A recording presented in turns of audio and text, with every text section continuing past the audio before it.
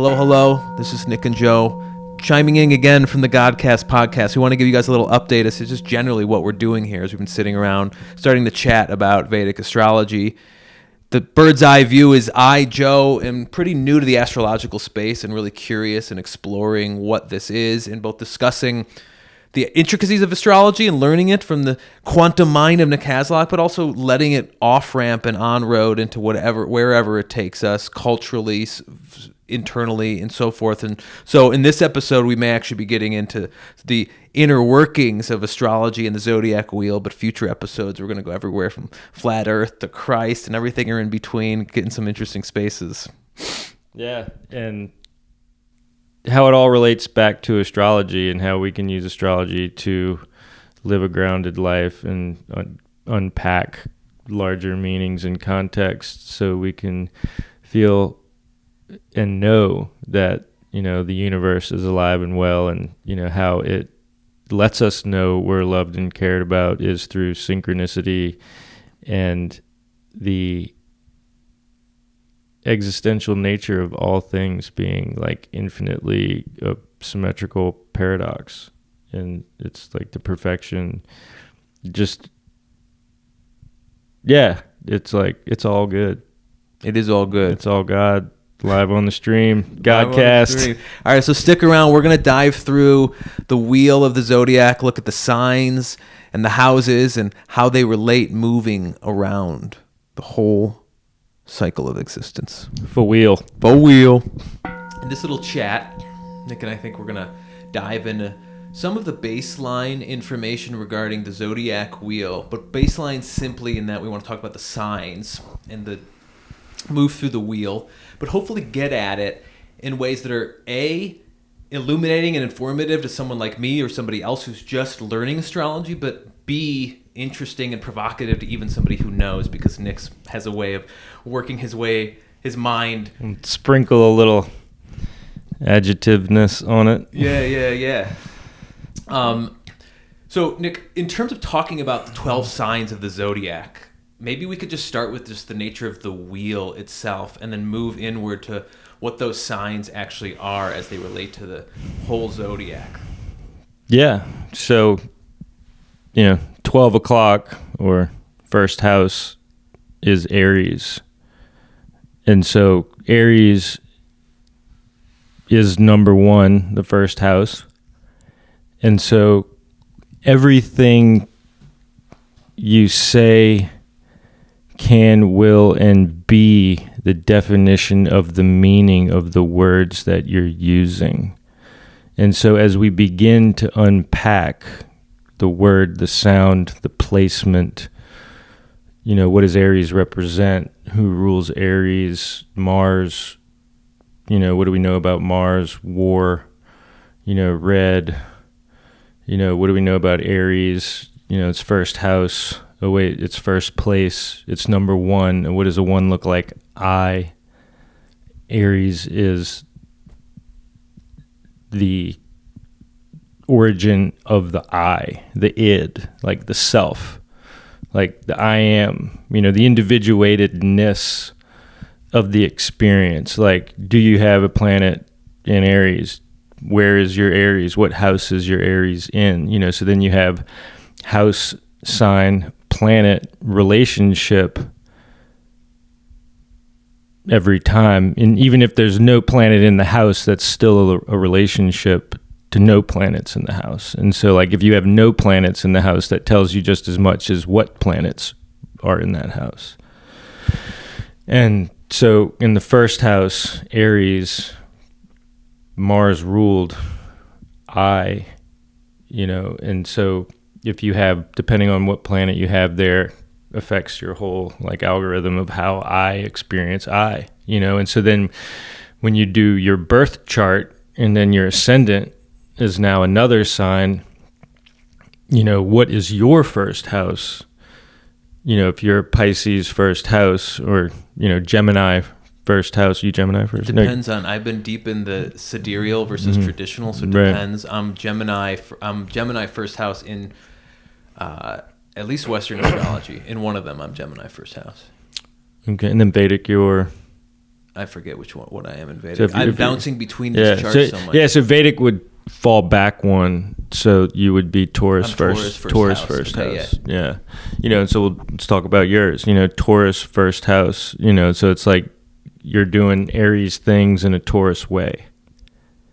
And so Taurus is natural second house, so we can move also. So then now we can kind of move one forward and then combine a little bit to gather a little more depth. So going from Aries first house to second house, Taurus, who rules Taurus? Venus. And then so what is Taurus? The bull. But wait, who enjoys the luxuries and the food and the culture? The tourists. But what creates the energy? The toroid. And this is what you were chiming in with right when we just started about the nature of words and the nature of language, and how there's a reflection between the actual names of these signs and the actual quality that they're getting at. Right. Phonetics never lie, but liars always do. So Aries then is this sort of core I-ness that you're getting at, and it's the first house. And so if I am a Taurus, I'm just rephrasing, then if we're all here to experience the universe in sort of different dimensions from different perspectives, it's almost like we're all Aries experiencing the world in a Taurus way, which is what you said. Is Aries at all primary to any of these other houses? Completely, because Aries is always the base root soil of anything that happens there. And so the way I learned it was a really good analogy of like, you've got setting, and character. And we can think of the whole Zodiac as either a city, town, state, country, or even a global relationship, and it's so complex, so it's probably better to look at it as a global relationship. And so like when you have somebody from here over here, how do they feel? Or like if you live in a house with a neighbor or no neighbors. Oh, you live in a house with a neighbor you know or a neighbor you don't know. Oh, you live in a house with a neighbor you don't like, and that's like, and so, wait, now you've got a planet, somebody in your house, which is somebody or a planet that your house may or may not get along with, and so how does Taurus feel in Aries' home? How does Taurus feel in Mars' clothes? How does Taurus feel when it has a obligation to the sense of I? And that sense of I is an obligation to the core Aries spirit. Correct. Now, Aries being first, being primary, being this I, is there a numerological component to all this in which it's the first, it's the beginning, it's the seedling of the whole thing? So it's just like the way number one, it's first place. Okay. It's not competing for first place. It doesn't wish it's first place.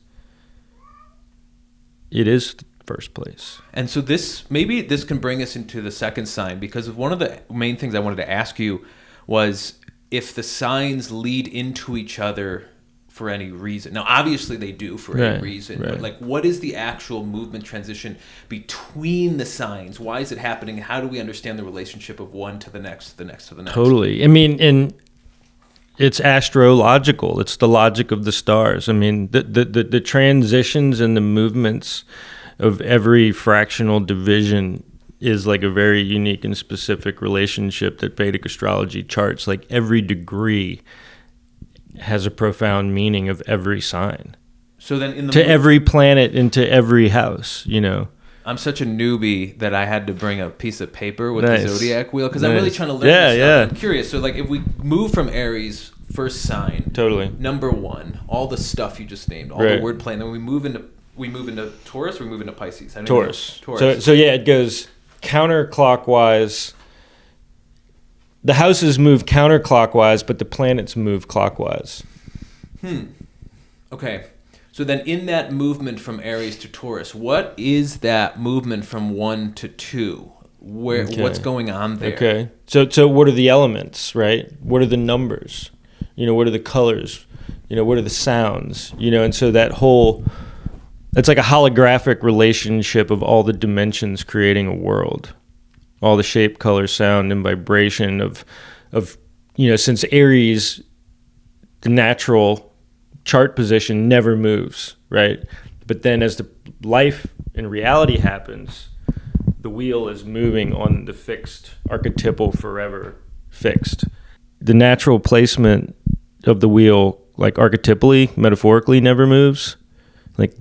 But the actual reality is generated by the precession of the actual movement. Mm-hmm.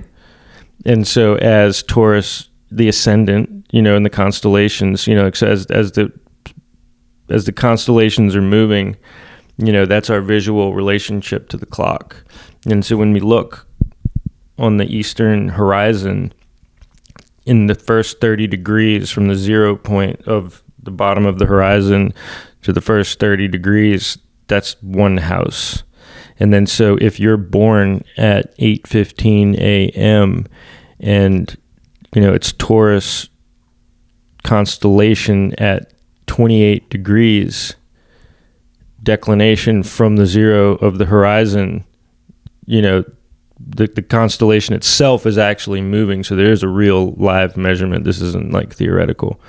It's actually as observed. And that's the difference between Vedic and Western. It's like Western's not as observed. So it's like you got to add the degrees. So there's a lot of curiosity is like, okay, so when do they take the time for your birth? How do they know exactly, like when you come out, when you cry, when or just when the doctor decides to write it down, it's when you take your first breath and it's like, and so if you're in India, the guru is at your birth. Actually, the guru knew when you were going to be born. The guru actually already prearranged the marriage with your wife because he did your chart when you're a baby. And so love and marriage is so hard and relating is so hard, like they actually wanted to give us our best shot. And so it's so infinitely complex, there's no way we could just fumble around and use our own intuition to make a good choice. So our chart's there to guide us through those choices. Totally. What's funny, side note, talk about the guru. We were talking before this about all these kind of wild digital ideas. Uh-huh. When we had a home birth, and my baby, it was really important to me to get her birth time right because we only like 3 people in the house. So I asked one of our midwives to I put a big clock up on my laptop when I knew it was coming. Wow. I just said, just look at the clock because I want to know exactly. And when he was born, I was paying no attention. I thought I would look at the clock. I was like, I'll just glance at it for a second. I was just so moved by what was happening. I didn't even think of checking the clock. And then later on, I got the birth time from this midwife, and I looked at it and whatever. And then I was videotaping the birth for this little movie I made. And I was looking at the timestamp of the video, and I was like, hold on, this birth time can't be right. And I was looking, and there was a discrepancy between what she wrote down and what the digital device was saying it was. And I trusted, believe it or not, I trusted the iPhone metadata more than I trusted our friends, just eyes glancing up at the clock, which is sad in a certain way, but also wonderful. Amazing that I was able to actually, yeah. And so I got the iPhone is the verifying, the metadata for the iPhone is the verifying force for my child. iPhone. I mean, there's no pun intended there either. Yeah. I checked it on my iPhone. It's my eye, but it's also the larger eye of me. Yeah. The id. Oh wait, it's got your ID. And that's also a good point to bring in about astrology is there's feeling and then there's the isness of what it is. And you can think the time was something, but it doesn't change the reality of the actual time. Does that make sense? Yeah. And so there is a thing, because most people do have an inaccurate birth time. And so you can do a birth. And so if you really want to have some deep, chart knowledge and reflection and work with a guru, most likely you will do a birth time rectification. Have you done that? Have you had yours rectified? No. Now, if one's birth time isn't totally accurate, most of the time it's probably in the right ballpark if somebody was actually taking the note. Which is a good point, and for most people, 5 minutes, you'll never know the difference. 10 minutes, you'll never know the difference. 15 minutes changes a whole sign, I think. Yeah. I believe. But there again, a few minutes, it's mostly the same. It could change the degrees, but most people aren't that hardcore, but if you're trying to get hardcore, you can get it down to the 0.000 degree.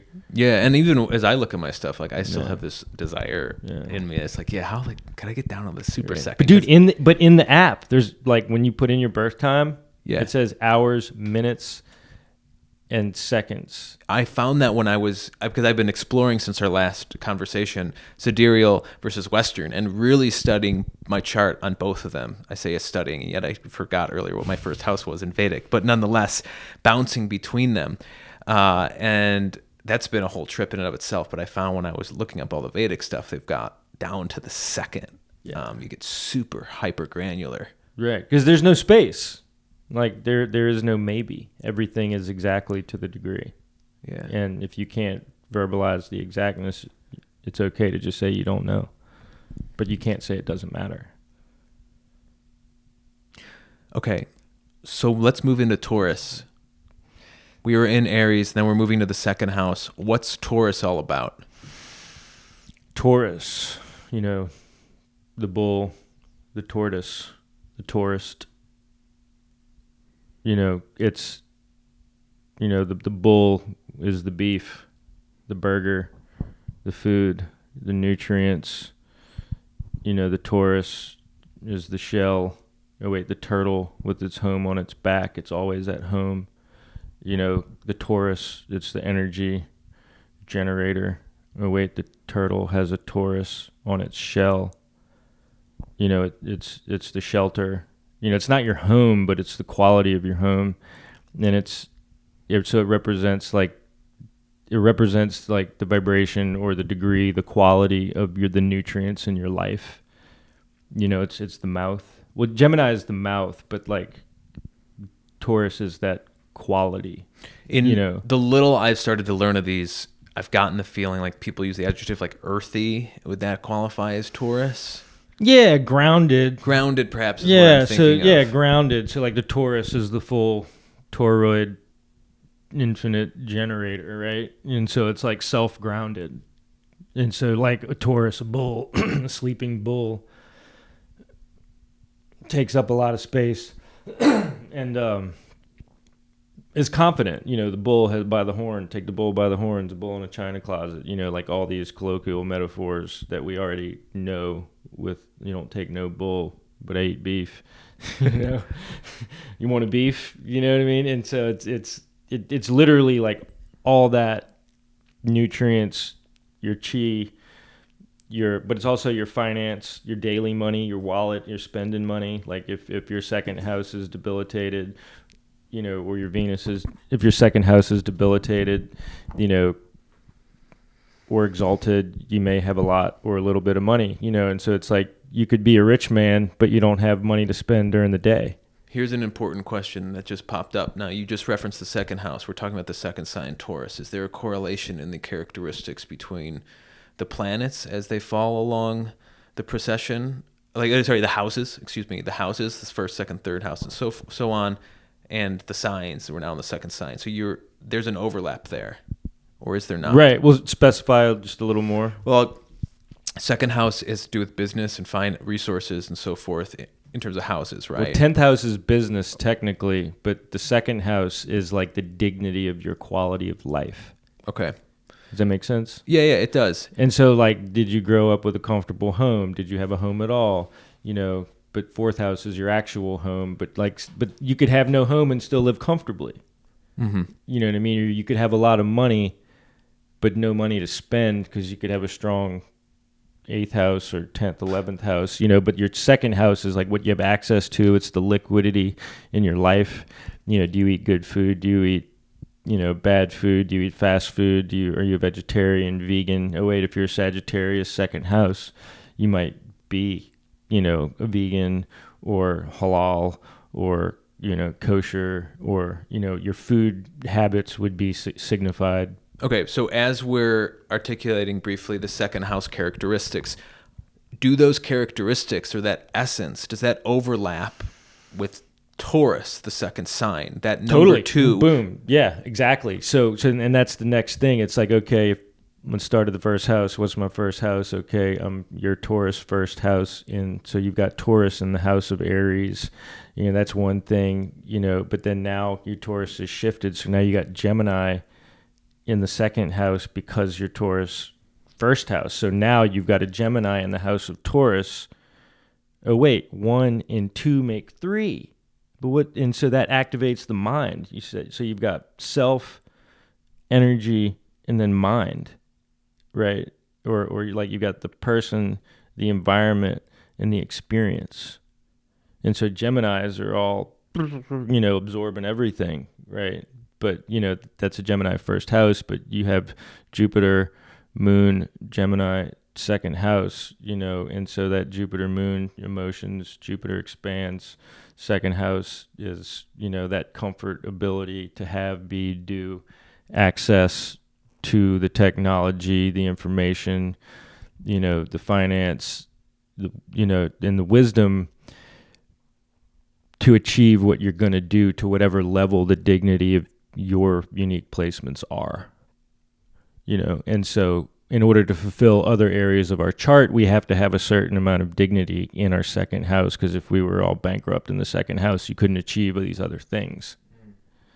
And so now you start getting into the larger group theory and the spread of like how mind-blowing and fascinating it is to that, like, your soul was born at this time on this day and the planets were in this exact fingerprint, and every placement checks and balances like all your other placements in such a profound way that, like, when I self-reflect, I can see how that is. Yeah, that's incredible. There's this. Yes, right. It goes beyond words. That's right. ineffable. And that's why we're interested in talk about it, because that is the logos of the stars. It's astrology. Yeah, it's astrological. It can be no other way. Like, just at first glance, looking at my natal chart, at least the way the Western ones are drawn with the lines, there's this intuitive feeling of these strings being pulled and the wheel being orchestrated in just the perfect way. That's me, and it's just that little pinpointed spin of my life. Here's a quick off-ramp question for you. An actual chart, in an actual natal chart, Western chart at least, it's just the wheel and it's the lines. And then when I've looked at Vedic charts, the charts look different. I don't want to dive deep into the differences of the way the charts are orchestrated right now, but I saw on some websites that Vedic charts drawn in look like a box. No, yes, but they're also drawn with the wheel and the lines and all the aspects the way a Western one looks. You can look at it both ways. Okay, that's my question, that you can look at a Vedic chart through the Western lens. Correct. Okay. But I want to get back to the houses because I want to actually move through them, because then we're in the second house. Then the third house, you said 1 + 2 = 3. So then what thus is the third house and the movement of those fellas? Gemini is the third house. So then you go to Mercury ruled third house, Gemini. So you've got first house, Mars, Aries ruled by Mars, second house, Taurus ruled by Venus, third house, Gemini ruled by Mercury. And so then in order to unpack, Gemini, what is Gemini? Let's listen to the sound of gem in I. The gem in I is my I, myself, my mind. The Gemini is my mind of I. Who I think I am is my Gemini. The polarity of the relationship between me and the 3 × 3 of the third house is that dynamic electricity. That's like the spark of the mind, the curiosity, like the infinite question. It's like no answer ever resolves Gemini. Like Gemini, like, eats answers for breakfast, lunch, and dinner, but still has more questions. It's just why. And that's that, like, divine curiosity to keep going for more. But why does it do that? Because Mercury is the mind. And so, Mercury, what's Mercury? That liquid metal. And like in the old world, they say Mercury was like an alchemical magic material, and like you've got, if you go into even more other esoteric dimensions, like you need Mercury to make the Vimana and the UFO and the rotating toroidal torus pools of Mercury creates the electric spark generator and, all that other stuff. And so it's like Mercury, they say makes us, Mercury toxicity, but like Mercury represents the mind. Maybe Mercury could give somebody mania. Like maybe Mercury, it's like so overactivates the mind, it induces psychosis. But Mercury itself can't go crazy. It's the mind itself. But the disposition of the eye can go crazy. Because Mercury can never be exhausted. And so Mercury is the fastest moving planet. The moon's the fastest moving body. The emotions are always changing, but Mercury is the intellect. And so it's the ability of your bandwidth. So where's your Mercury says the flavor of your information and how you like to digest it. Can you handle deep, heady conversations? Do you like research? Are you interested in facts or feelings? And so it's like how your whole third house communication, words, your mouth, your mind, your curiosity, your degree. Gemini is kind of like the PhD. It wants to be the doctor, the laboratory scientist, research physicist. The rocket science. Like Gemini wants to know absolutely everything and about how all of it works. Even in Gemini is also like largely theoretical because it's always in the question. There's never a solid yes answer. It's like always maybe, I don't know, we'll see what happens. And so just to pack that up is like Gemini, it's that infinite curiosity, the words, the conversation, the relationship, your local community. Okay, because again, I'm really interested here in seeing how these evolve and stack atop each other. We got Aries, number one, sort of seed that then grows into Taurus, the ground, right? And then we're moving upward, and I'm just using this like metaphorically. We're moving upward into the mind. We're in Gemini. We're 3. Then where are we going in 4? Right. Okay. So wow. All right. So here's an interesting thing I'm seeing, and like, however you can unpack the logic and the rationale of whatever you're observing. If it makes sense, it is true. Yeah. Right. And so, okay, we did 1 is Aries, 2 is Taurus, right? 1 and 2 is 3, which makes Gemini.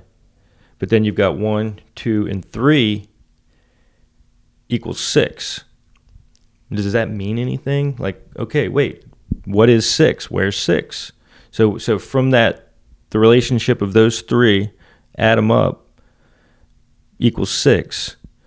What's the uniqueness of 6 to that 3? Twice. But yeah, so Mercury. So if that number, Mercury's the intellect. If you think logically and you start unpacking now, your mind's activated, mind, body, soul, the Trinity, the threefold flame, the positive, negative, and the neutral, proton, electron, neutron, height, width, dimension, time, space, location. It's like you have to have 3 house, sign, planet to orient. The triangle is the first shape. The Trinity is the first shape. It's like the first space of like dimensional awareness, where the mind can form. But then we go to that 6, right? 1, 2, 3 equals 6. Virgo is also a Mercury ruled sign. And Virgo is the 4th or the 6th sign? The sixth sign. Okay. But then we move to the actual 4th. I just wanted to talking about synchronicities and the unpacking and the unfolding of relationships and how do we trust ourselves to know what we feel and then self-check that logic to see if it's real. And the logic we're checking to see if that's real at the moment is the proof line? Of 3 to 6 is still Mercury. Like there's an active line there. Like there is a relationship. Like meaning did unpack from an arbitrary addition of some numerology that equaled 6. Yeah. That actually did have a connection. So the reverse could not be true ever, but for theory we can state the reverse and say if we added up 1, 2, and 3, and that equaled 6, and then we went to the 6th house, and that was Sag. But Sag is Jupiter ruled. We'd be forced to make meaning with that, and everything else would follow that circuit, but that's not how it works. This is what I find often intellectually with me, is I'll be exploring something, and I think as you've been articulating here, that like, no matter how I spin it, my mind will make meaning out of it, and it'll work. It's sort of like the tarot. It's a conceptual blend in which moving from because nothing can ever not mean anything. Yeah. Mean, median, and mode. Yeah. And the 3 averages. And so thus to say, I think this was off of the fact that like I'm hedging moving 1, 2, 3, 4 as if, I don't know if this means something, but obviously if we claim it to have a sort of meaning of the evolution through the wheel, we'll find it there. So the 4th sign from 3, if we're moving just linearly upwards, is what? Yeah, and we a lot of the time, we use deference as humility. Yeah, I do that. And it's like a Western cultural form of intellect to play small, and kind of be in the maybe a lot. It's in the more common society, there's so much of, I suppose for me, not wanting people to think I'm wrong, or everyone's calling each other out on like what's wrong. Right, we got to be so safe we can't be sure about anything. Yeah. Which is a real Gemini logos. Yeah. Because you see that? Because there's always other variable possibility. Yes. And you're not wrong. So your maybe is true. Yeah. That's what I've found, that like are both always right and always wrong to some degree, and there's no answer. But earlier we were talking about, for me, I'm Saturn, Mercury, I'm Virgo. Where Virgo, that's 6th house reciprocal connection. So if 3 is the question, what is 6? The answer. Right? And so like, you can't be the question and the answer, but Mercury rules the question and the answer. And so it's like, that's why Virgo's like the Mercury brother twin. Gemini has a twin. And so Virgo is the carpenter, builder, mechanic, the product maker, where Gemini is the research, information taker. And so like Gemini pulls it in and like Virgo pumps it out. Like Gemini makes the research plan, Venn diagram, thesaurus, bibliography, dictionary, the categorizing information aggregator of the database, and, Virgo is like the dude that makes the books. You know what I mean? Like Gemini doesn't make books. Yeah. But he assembles information. Uh-huh. And between Virgo and Gemini, like you've got the information gatherer, and then you have like the bookmaker. Yeah. Are all the 2 planets that rule them, or the planet that rules them, are Mercury? Yeah. Are along the zodiac wheel, each planet rules how many houses? So the sun and the moon, which we're going to next, so transition to the 4th house is Cancer, which is ruled by the moon, right? And then we'll just jump to the 5th house, just to tie them together, is the sun, right? And then, so for number 4, all things shape, sound, color, number, the 4th house is 4. So then we've gone from the dot, the line, to the triangle, and now we're at the box. Mm-hmm. And so this is how astrology creates geometry. Astrology creates numerology. And astrology is astrology that precipitated all the other logos-ologies, from after Gemini is like gathering all these other things and unpacking it, And so Gemini is that original spark of the mind of awareness. And then that mind needs a place to live because it has feelings. And that's now the moon. And so the moon is your feelings, your emotions. The moon is the actual fastest moving body. So like whatever house your moon is in, is like how your fourth house is going to be flavored on top of whatever sign is in your fourth house, on top of if there's any planets in your fourth house. You know, that whole threefold relationship is going to be the flavor of what, you know. So fourth house represents the box you live in, your home, your foundation, you know. Oh wait, you're fortunate, you know, your four-sided walls, you know, like, do you have a home? How big's your home? Like, what's your emotional relationship with your home? You know, and so moon represents, you know, mother.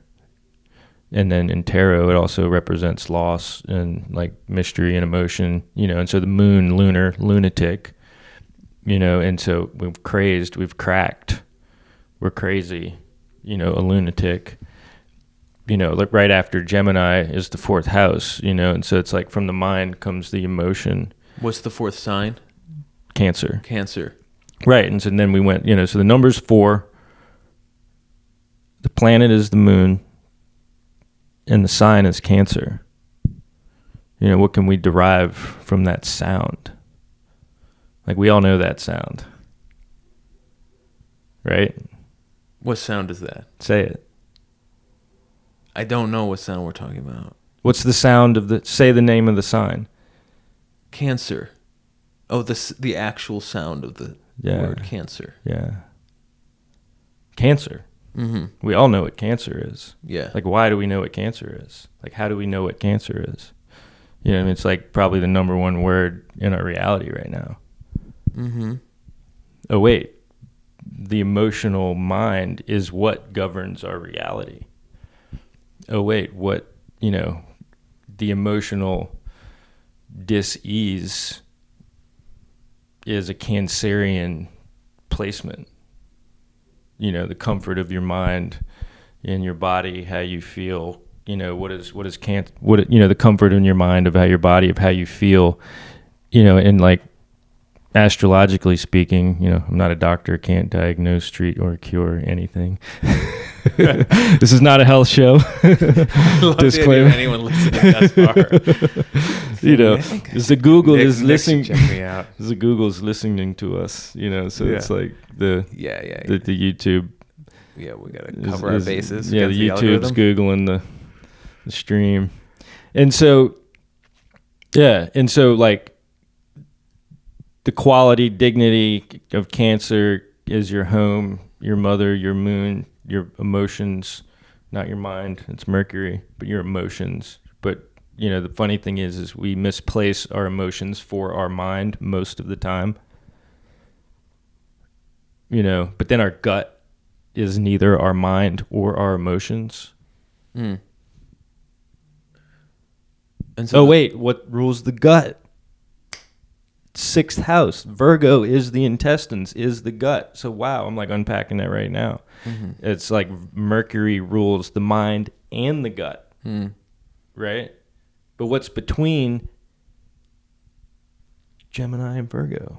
Like, I'm learning new stuff right now, just talking about it. So what's between the mind of Mercury and the gut of Virgo? What's between 3 and 6?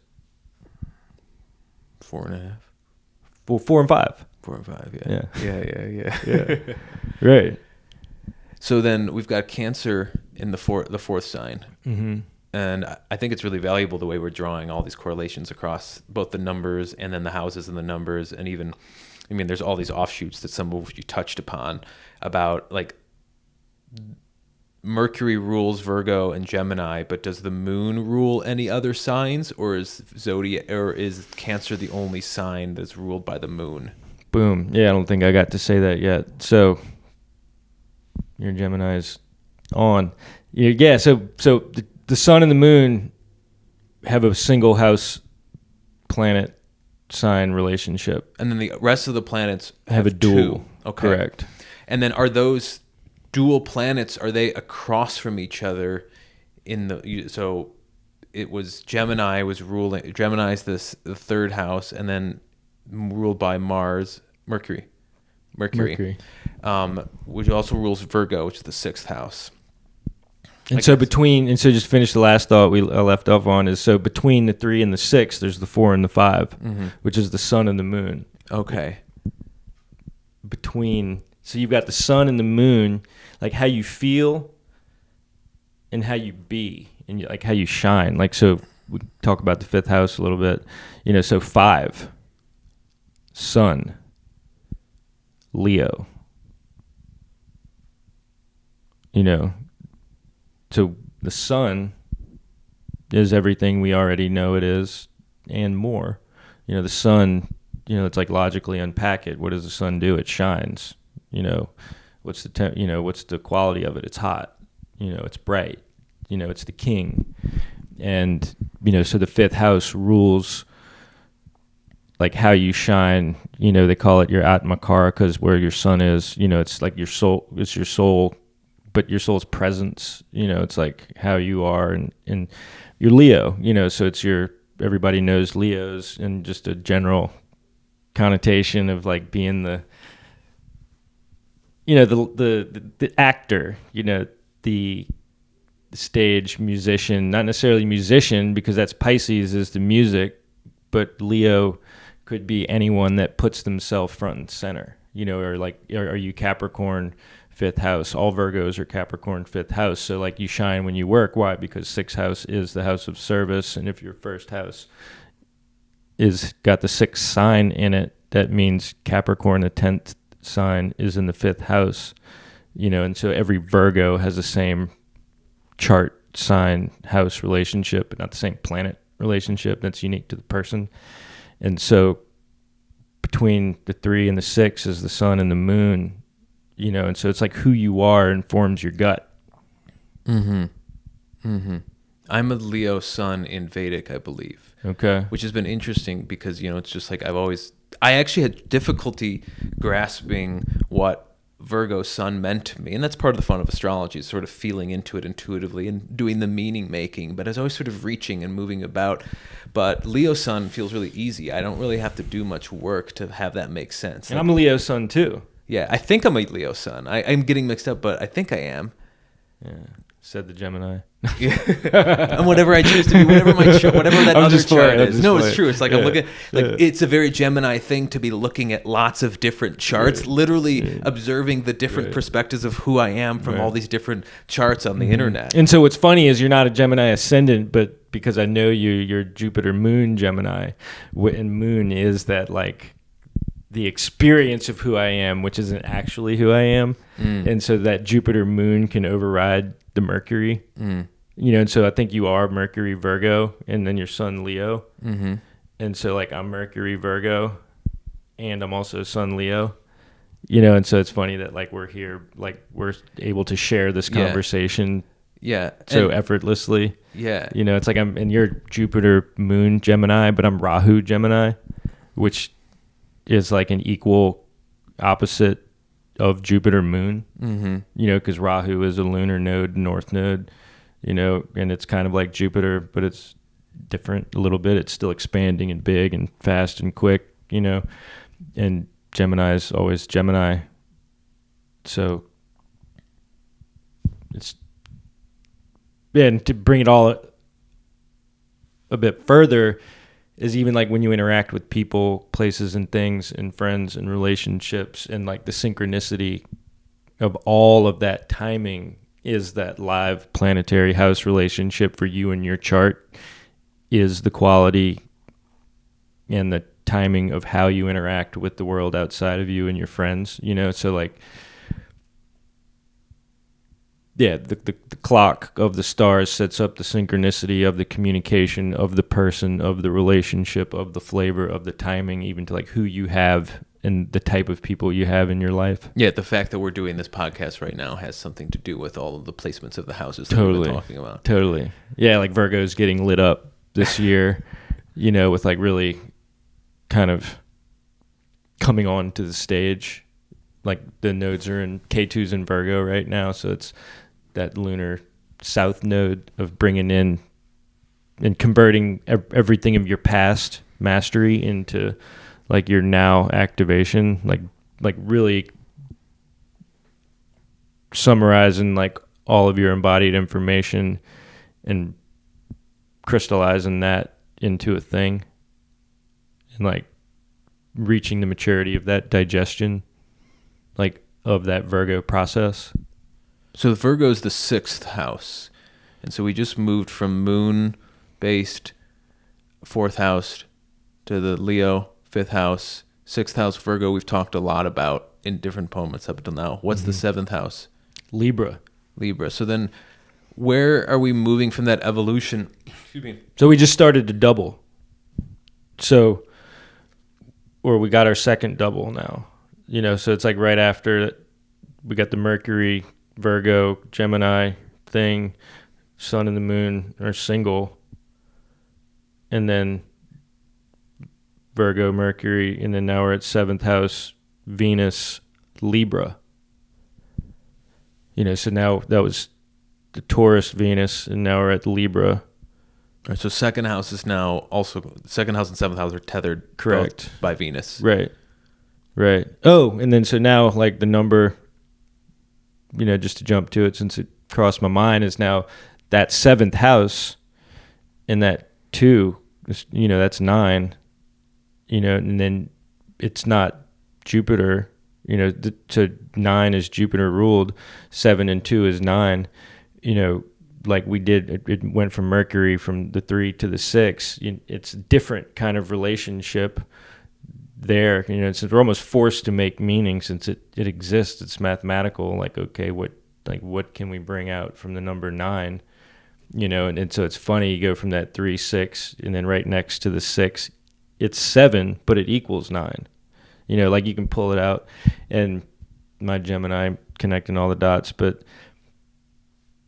back to the beginning of the simplicity of just Venus, Libra, 7th house is like 7th house is the opposite of the 1st house, you know. And so if there's I, what's the opposite of I? You know, the other, not me, you know, the relationship, whoever I'm engaging with, whatever I'm you know, who I'm engaging with, and what. And does that apply also then to the sign Libra? You just correct. Like, okay. So, yeah. So 7th house Libra, the relationship. You know, Venus rules the house of relationship. So my rudimentary understanding thus far has been that Libra is quote unquote balance. So if I place that into what you're saying, there's sort of balance between two different sides. Balance necessitates a relationship, right? Well, here's the paradox. So Libra is probably the most unbalanced sign, actually. Why is that? Because scales don't create balance. They measure the isness or lack of balance. Okay, it's the perception of it. Well, it's not even a perception of it. It's so the blind justice scales, right?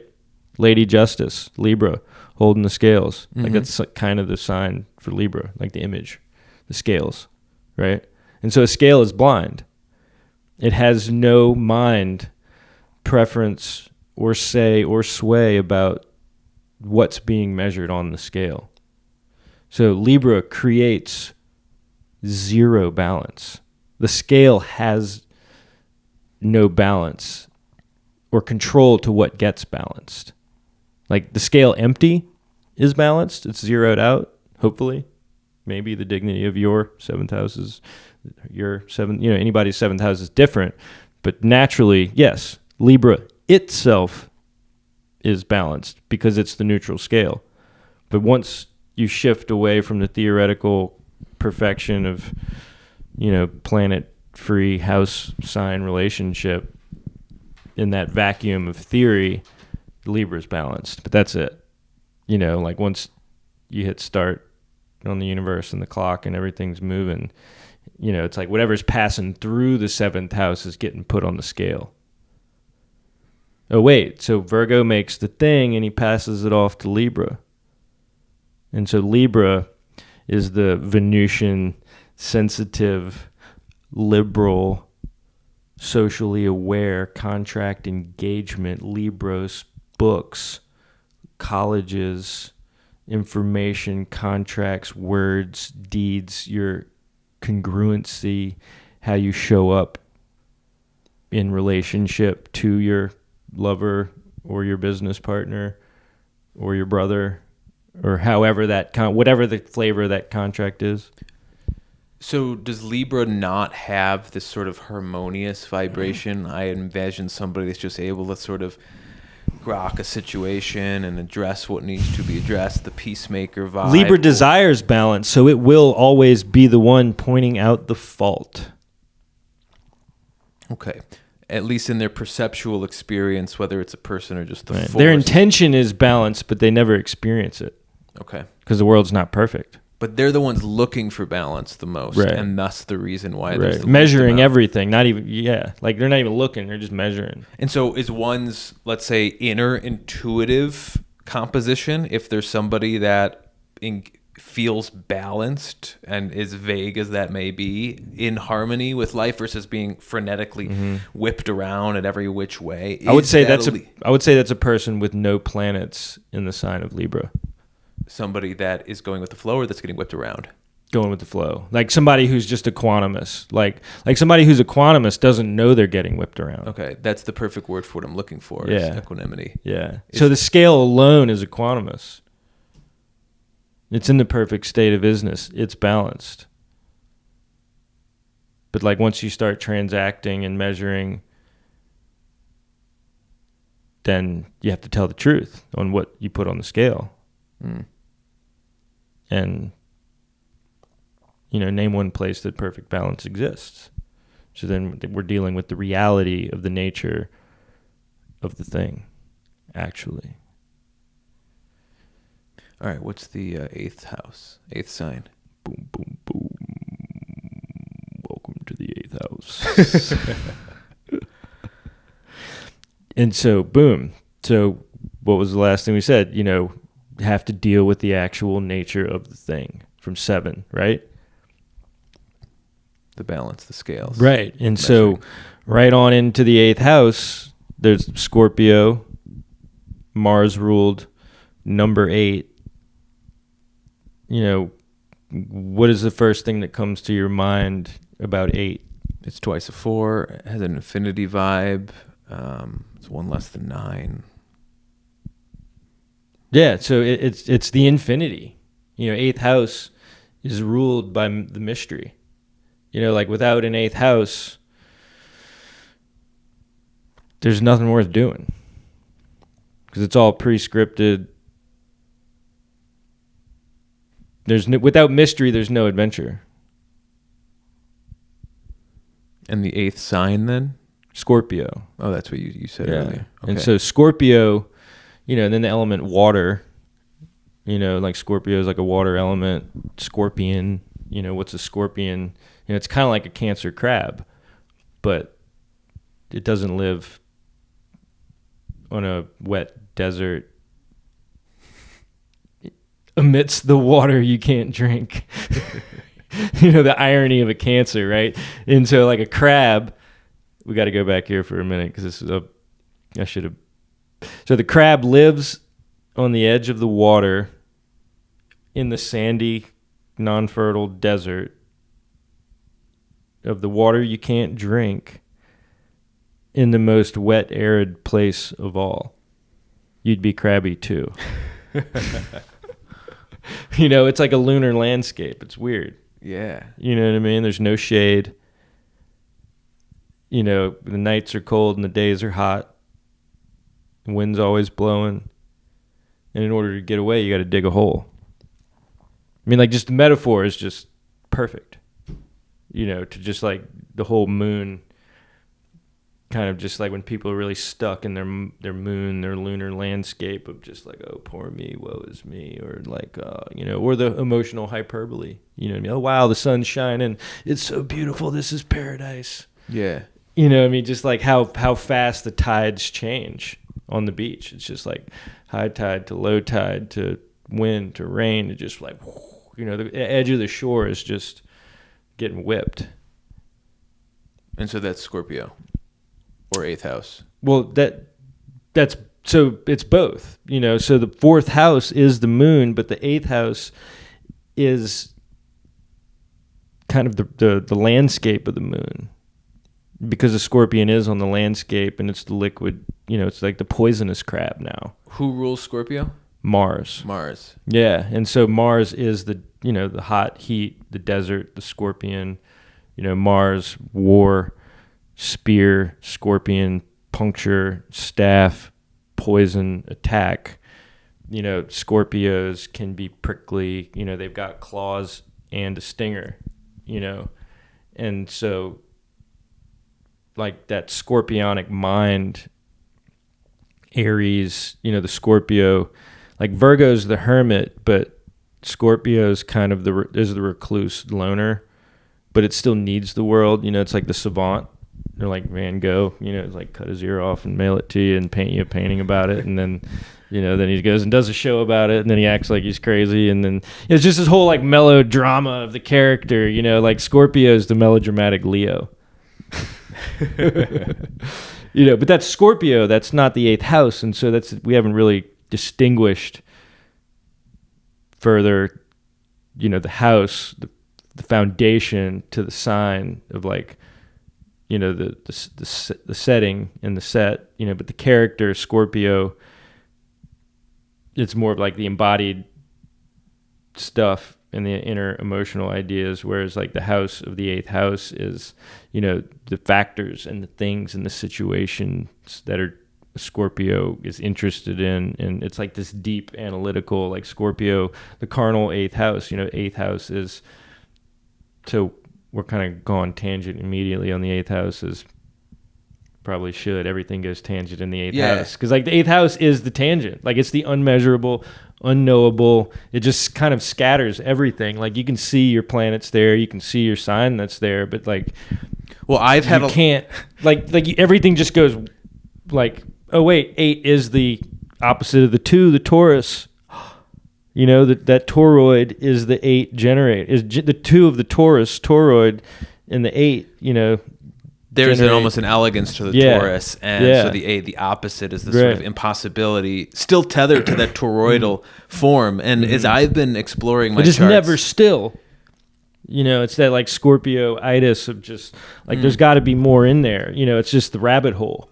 Well, as I've been exploring my chart, it's these planets in the 8th house that I can't make sense of, and it is the blind spot. Yeah, and all the books literally are saying like, well, the 8th house is pretty tricky, and nobody totally knows what all it's, and everyone's just guessing, and so that energy is coming through here, and then is that unknowable energy then that's reflected in Scorpio as well? Not necessarily unknowable, but that intense impossibility.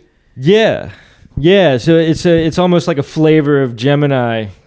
But like the opposite of curiosity, it's kind of that gloom. Okay. And so the 8th house is also the house of trauma, sex, death, taxes, not drugs, but like the OD, or like, and so even, the 8th house has the darker carnal nature of things, because Scorpio doesn't take your word for it.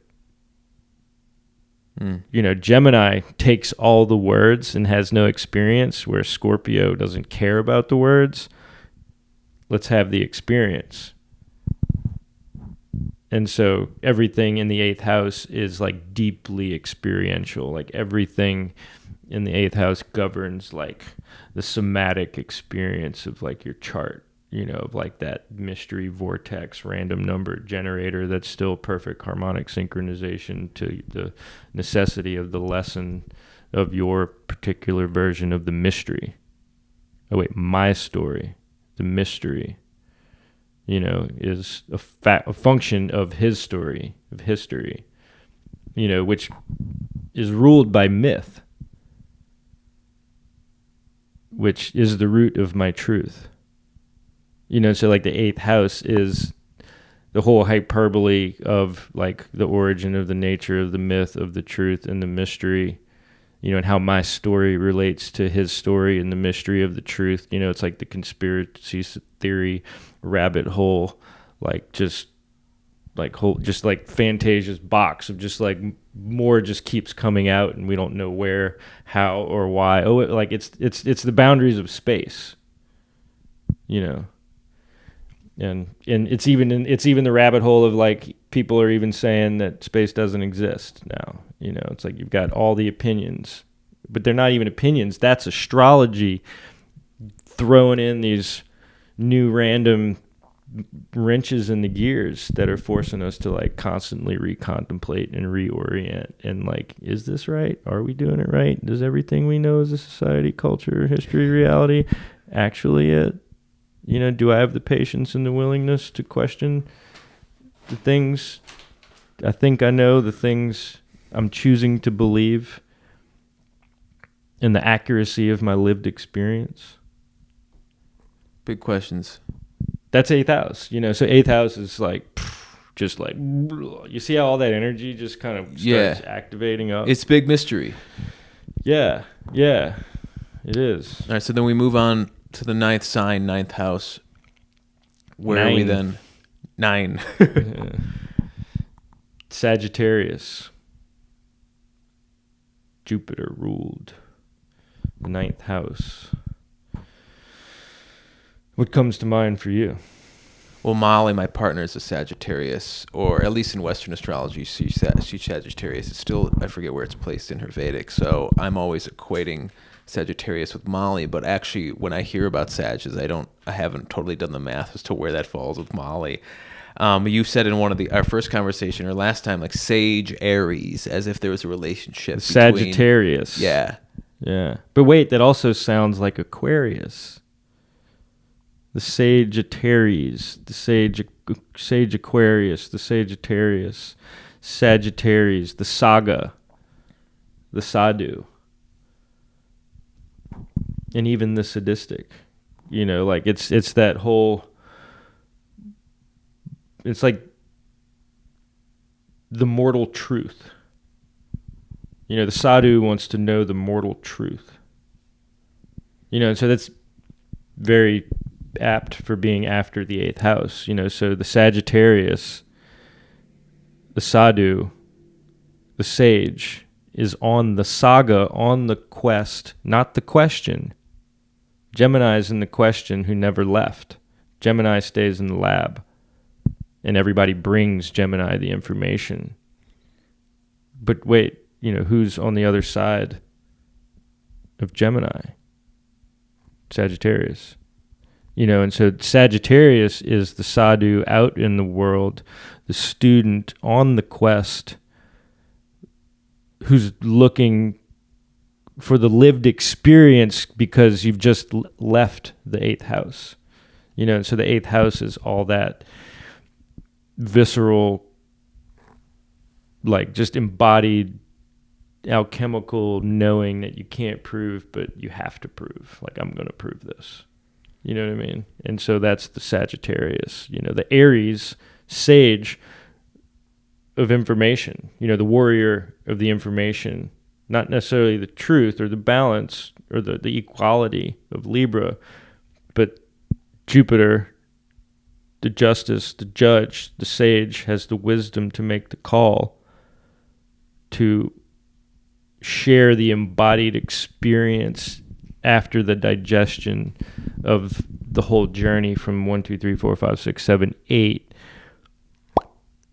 You know, finally we're dealing with 9, 3, 6, 9, the last single digit.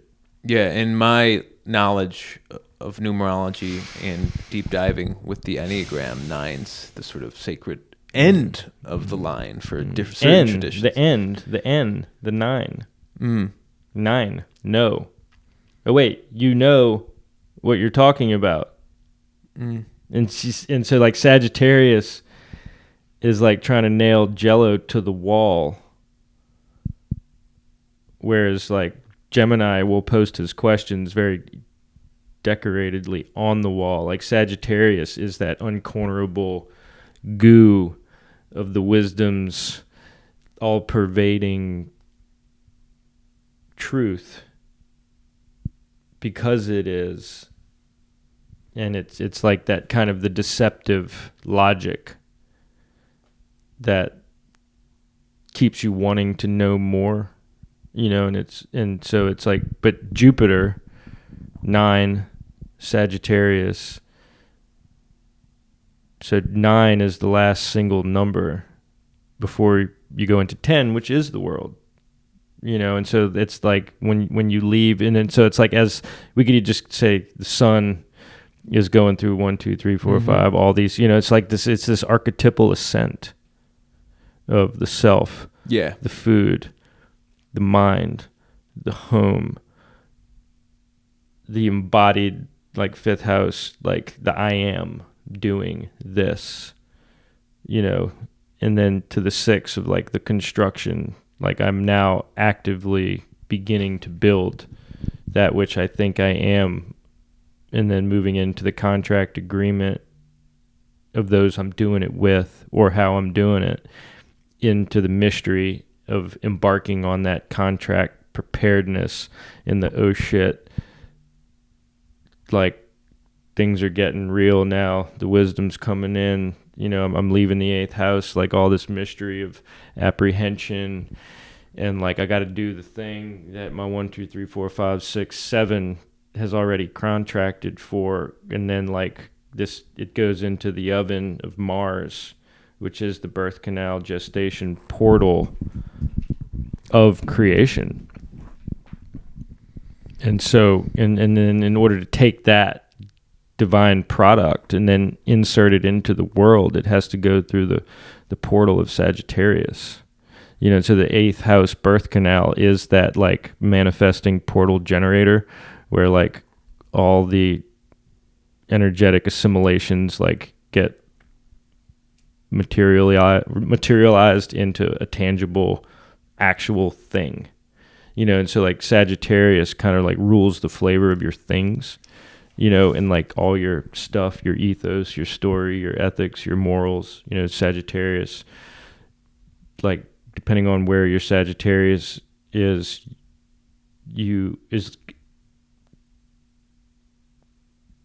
it's like the Orthodox or the rabbi or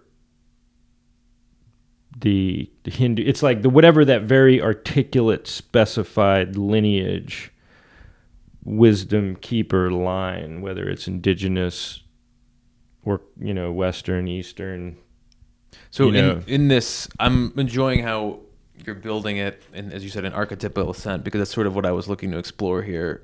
First, just for the signs, but it seems like the correlation between the signs and the houses, given that we're engaging with them numerologically to some degree, they share these traits and they share this sort of journey around the wheel, and that we're moving from 1, 2, 3, 4, and so on, and moving upward this chain, in which, as you're telling it to me now, as we exit the 8th sign into the 9, it's almost like this funnel. You said 10 is the world, Aquarius, right? We're going to move Capricorn. Oh, well, all right. Well, we're moving. It's almost like the whole journey, the ascent from the seed upwards, ultimate funnel to enter into the world. Right. Because from 1 to 8 is all existential. So once you go into the 9, it's now material. And so Jupiter, Sagittarius, like the sage is concerned with the actual wisdom of the material fact. It almost is like the only thing that lasts in the material world is that of spirit, in which only that which is coming from the teacher, from the sage, is that which is being actually imbued so into the dirty, world. crunchy, dready hippie is sage, Sagittarius ruled. Like, I guarantee it. You do anybody's chart, and even if they don't have a planet in Sagittarius, their Jupiter or something interesting is happening in their 9th house, or where their 9th house is moved, Sagittarius is moved to another sign, is still going to be the flavor of what they are, whether they have no like cultural, crunchy, orthodox, traditional lineage, or like your mainstream square, like you may have no planets in Sag and blah, blah, you know what I mean? Like, and you're supposed to have, an orthodox, normal life rather than a orthodox Coptic, Christian, Russian, Jew, Muslim,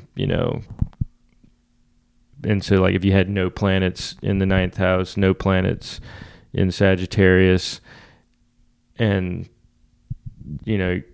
Jupiter was just doing its thing by itself, like you probably was never even know astrology existed. You'd probably never have deeper cultural identities or yearning, burning desires of just like, why does any, like could be here for like the very like mainstream mundane because you're fourth house, because you're a research science, because all these other karmic factors need to be fulfilled, and being a heavy sage would just be a total derail to the actual experience you're supposed to have. Most folks that are listening to this probably have some Sagittarius activity going on. Yeah, we all do. Yeah. And that's the thing. It's like, I'm an equal opportunity offender when it comes to astrology, because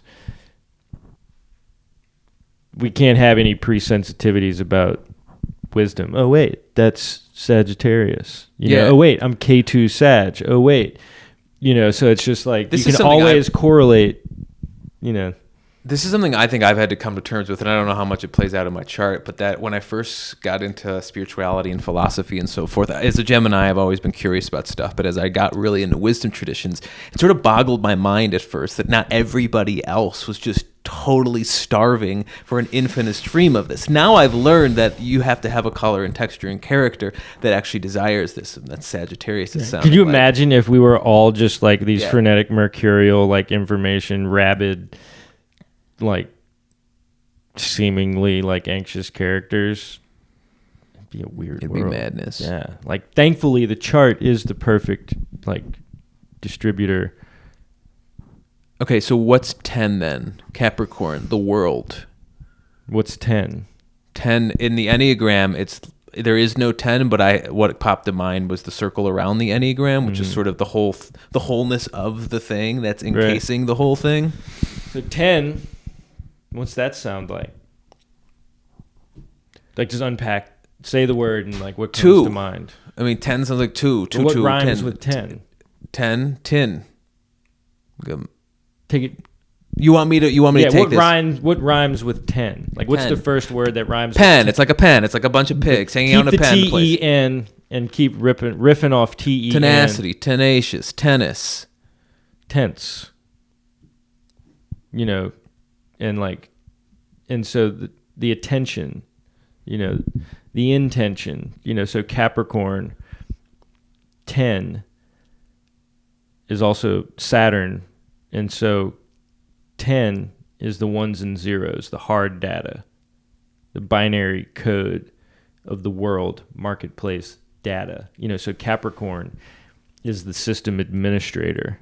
It's not the mercurial Gemini researcher or the Virgo mercurial maker, builder, or like the weirdo Scorpio that is like has his own contract and just gets paid to be weird. He's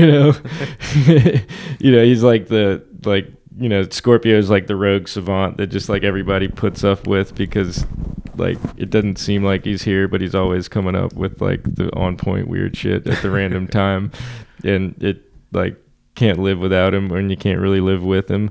And then the Sag is like kind of the arbiter of like the real ethos of the company, but the system administrator of the 10th house Capricorn is like that manager, just doing the dirty work of holding the world together. It's like the data never gets any love. It's got data issues. What would be normal adjectives that somebody would describe Capricorn as, like in the mainstream rendering? So Capricorn, Cap, got the hat on. They think they're boss.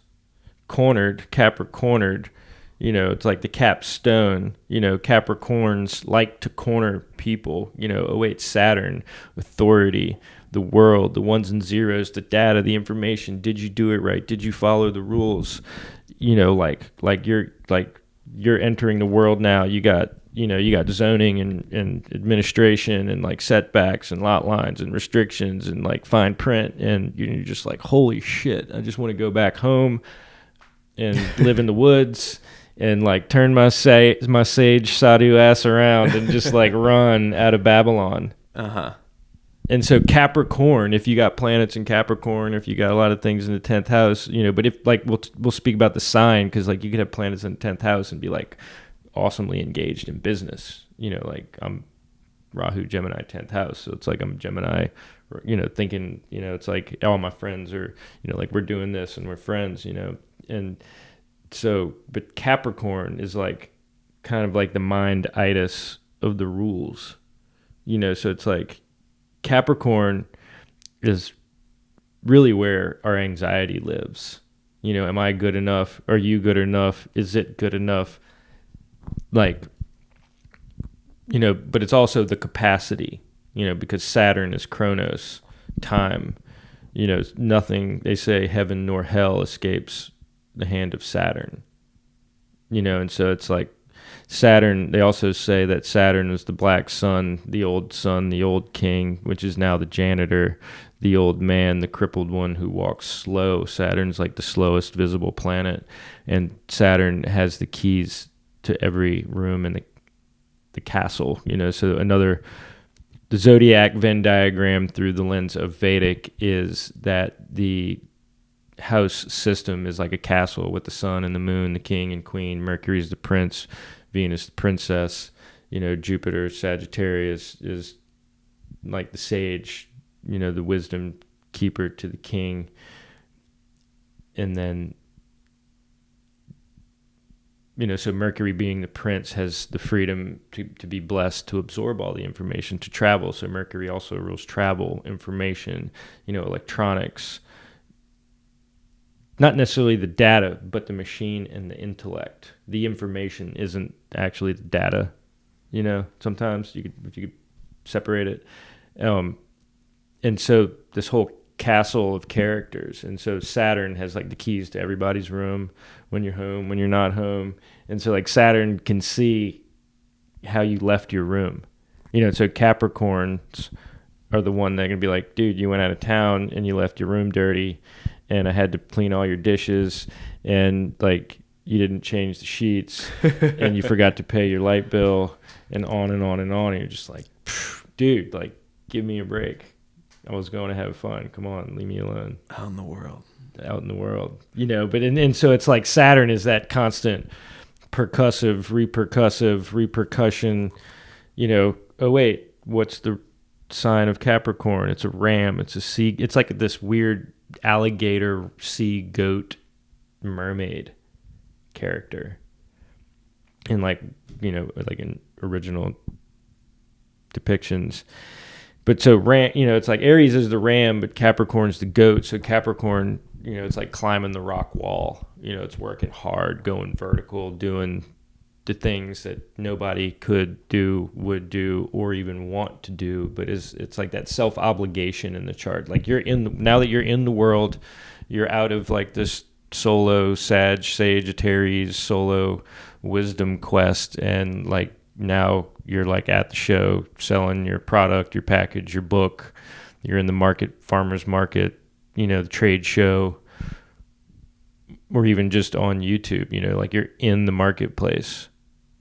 And so now like, we can read the comments, and we're going to get Capricornered into how we didn't do it right, and how the light was too bright, or, the mic didn't work, or, we talked too long, or we didn't talk enough about this, and so it's like all of a sudden the ones and zeros get reflected from the Capricorner data of the 10th house being in the world of that Saturn authority, all your time, timbre, tempo, pitch, color, shape, sound, wave, like you're getting crystallized and hammered by the Saturn relationship of the world.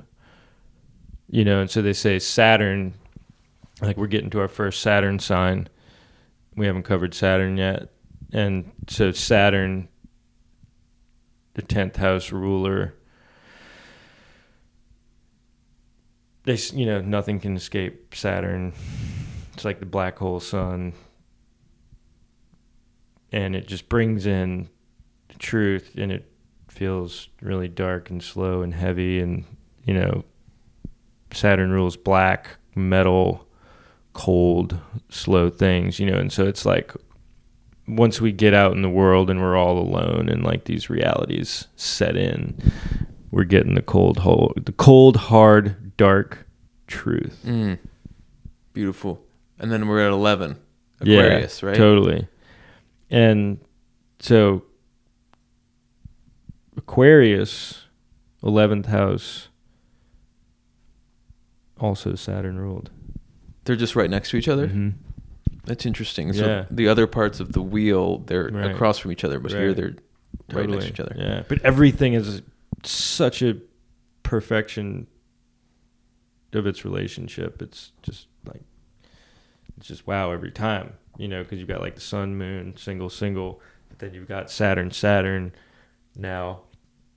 So Aquarius, Aqua Aries, the water, fire, the fluid energy,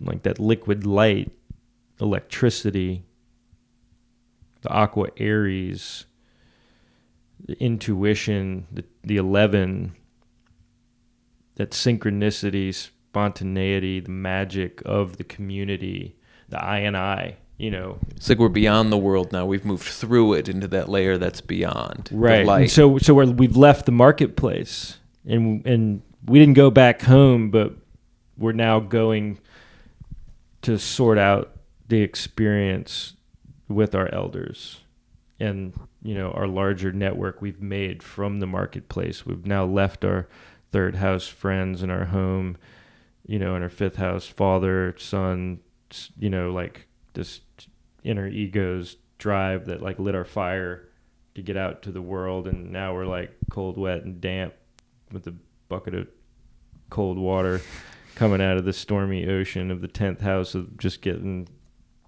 our shit handed to us by the ones and zeros of the reality. And now we're going to our elders of the larger community, the network of our support network, and our intuition. Aquarius is, it's not heaven, but it's like we're getting there. I've heard you said the internet is Aquarian. Yeah. So like not heaven, but but it's all that electrical.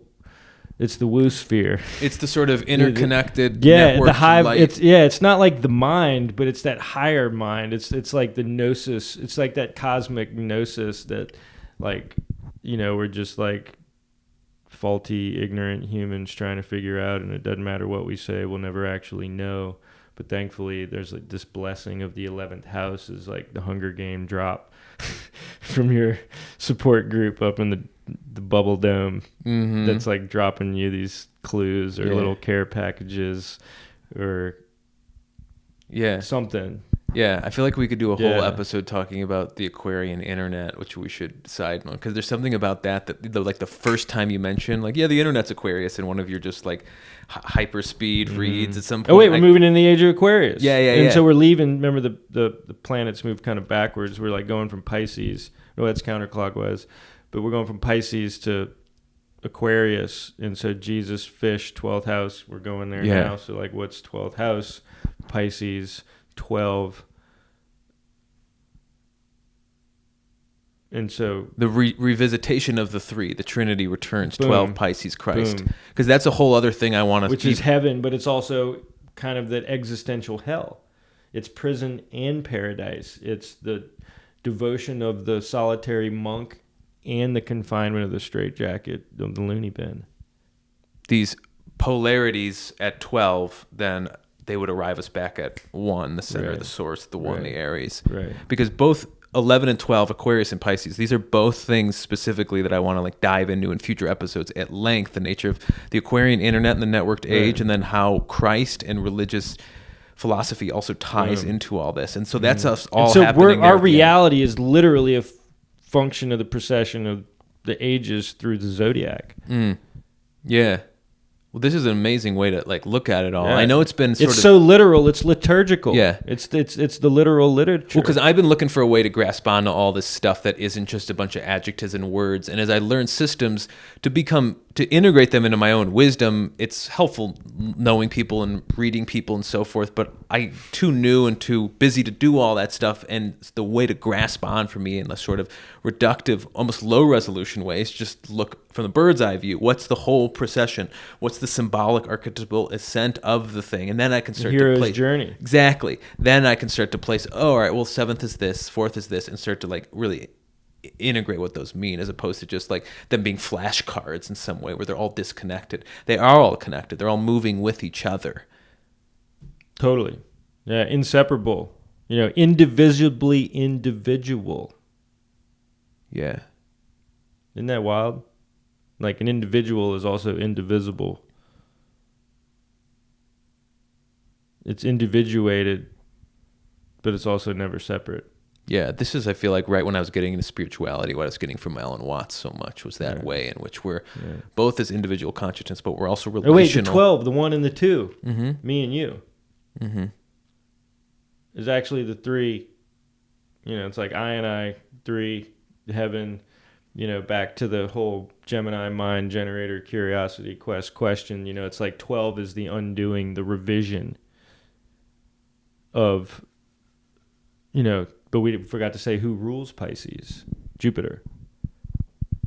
And so thankfully, Jupiter's blessing. And so Jupiter rules heaven. Jupiter is the only planet that won't burn you, crush you, kill you, exhaust you, strip you dry.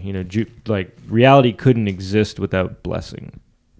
Reality couldn't exist without the 8th house of mystery. Reality couldn't exist without every exact part of this whole thing is such a perfected system of the bell curve of like the hero's journey of, where we start in the wheel and, what we think life means and how we interpret it and define it is all in like your quantum QR code that has every possible can, can't, will, won't, do, don't, him, her, they, them, she, it, we version of the whole thing in present, past, and future.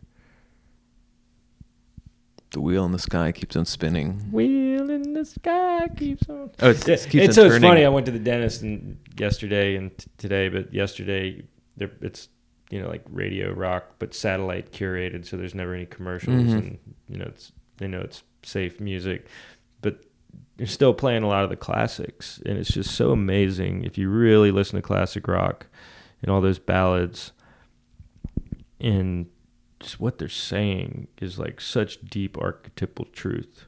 Yeah, I mean, it's wild.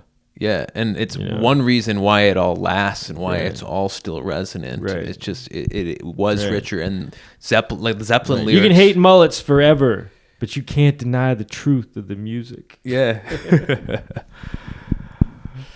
Yeah.